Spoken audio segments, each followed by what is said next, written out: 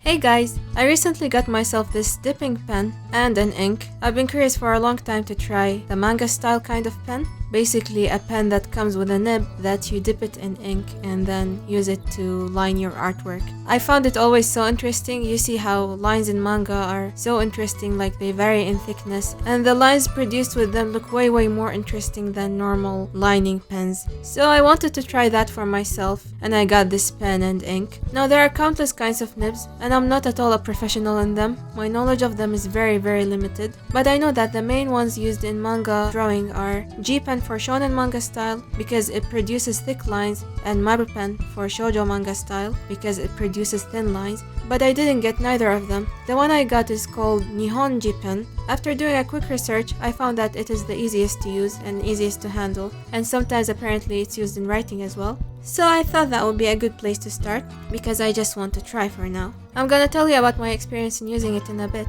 but before that, I want to thank Skillshare for sponsoring this video.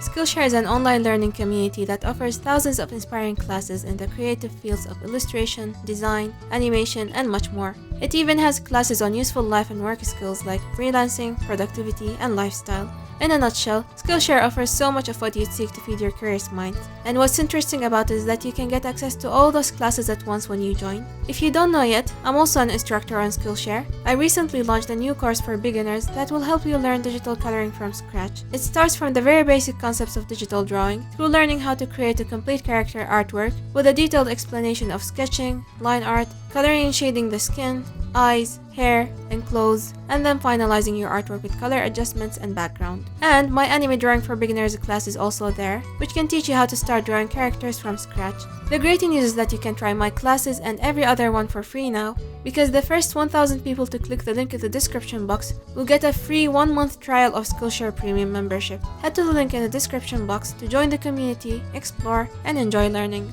Alright, now for my experience trying the pen. So what I've noticed is that it works differently on different kinds of paper. The first kind of paper I tried it on was just on a smooth paper, something similar to the texture of smooth printing paper, and it worked great over there. But I tried it on a sketchbook, which has a little bit of texture, and I felt it was kind of harder to use over there. And lastly, I tried it on the paper I usually use for Copic Markers coloring, which is called Perfect Coloring Paper. Yep, that's the name. But after starting lining the artwork that you're seeing now, I realized that this is probably not the best kind of paper for this kind of pen. As you might notice, sometimes I was struggling to start inking, like the ink wouldn't flow on the paper, so probably this would be the first and last time I ink on this kind of paper. But yeah, I think that the best kind of paper would be smooth kind of paper. Usually manga is drawn on special kind of manuscript paper. It's a very smooth kind of paper, so I think next time I want to try it on that kind of paper.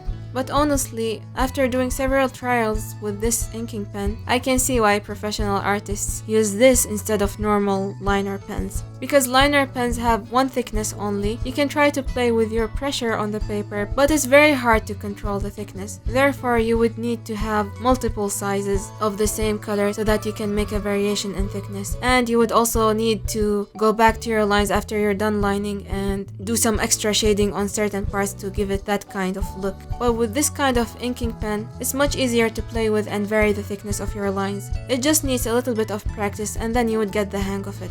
Of course, the result you're seeing is not a masterpiece at all. I was just trying. And as I said earlier, I hope that I get to try this sometime later on a manuscript kind of paper. And hopefully I might try screen tones as well. Not because I want to try drawing manga, because I don't really like working with grayscale. I prefer working with colors. But it's just something that I find interesting to try at least once and see how it works. So yeah, we will see. That will be in the future. By the way, the nice thing is that with this kind of pen, you can also go for different colors of ink. You don't have to stick to black, so that makes it interesting to do colored line arts with more variations of colors. I wanted to get myself colored ink instead of black. However, the ones I've seen so far wouldn't work with Copics because I think they're water-based and they might smudge with Copic markers. And for me, I mainly do traditional artworks with Copic markers, so it's very important to get the right type of ink. But for other artists who, for example, would use pencil colors, I think it would work great for them. So yeah, that was my experience.